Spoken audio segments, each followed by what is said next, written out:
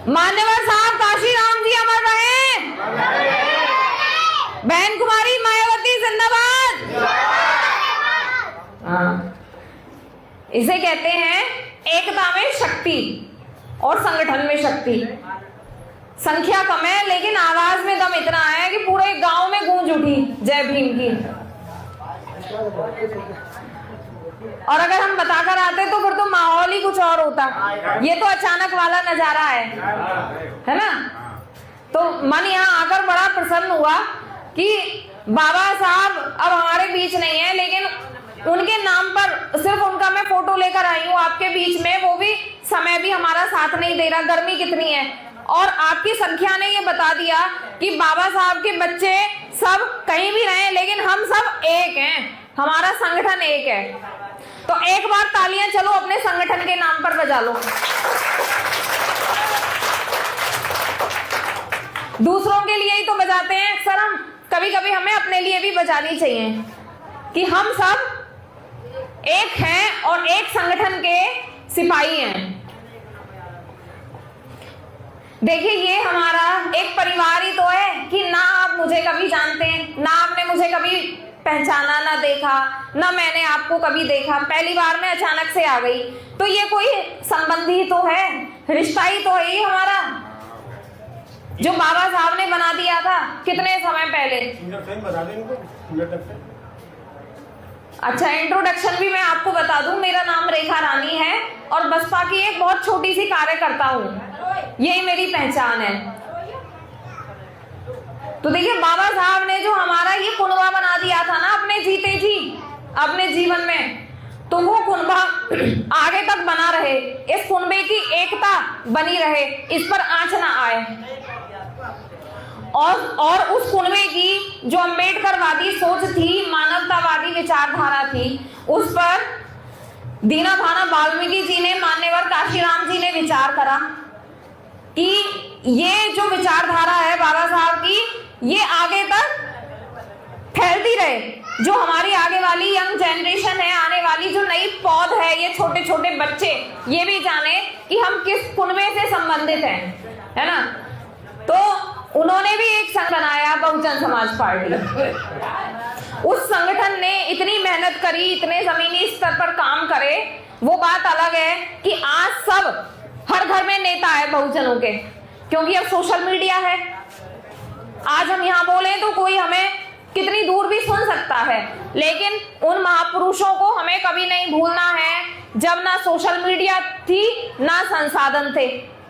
उन लोगों ने गली गली में अपनी चप्पल घिसी, साइकिल पे चल चल के इस अम्बेडकरवादी विचारधारा को फैलाया। और समाज में जो हमारी बुरी हालत थी ना, बुरी स्थिति कि हमको हीन दृष्टि से देखा जाता था, जानवरों से भी बुरा बर्ताव हमारे साथ करा जाता था, तो उसमें बहुत सुधार करे, अपने जीवन पर्यंत उसमें लगे रहे। तो इस संघर्ष को हमें कभी नहीं भूलना चाहिए, क्योंकि हम दलित थे, दलित ही रहेंगे। हम डॉक्टर बन जाएं, आईएएस बन जाएं, अधिकारी बन जाएं, लेकिन हमारी समाज में जो पद प्रतिष्ठा है उसे देखकर लोग मुंह पे ताले लगाते हैं, सामने हिम्मत नहीं होती किसी की बोलने की, लेकिन पीठ पीछे वो अपने ही तरीके से हमको संबोधित करते हैं।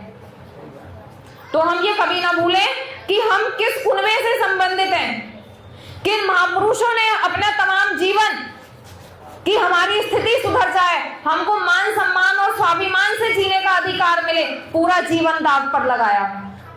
तो अभी हमारी जिम्मेदारी बनती है कि हम घर को तो चलाएं, लेकिन अपने समाज को भी चलाएं।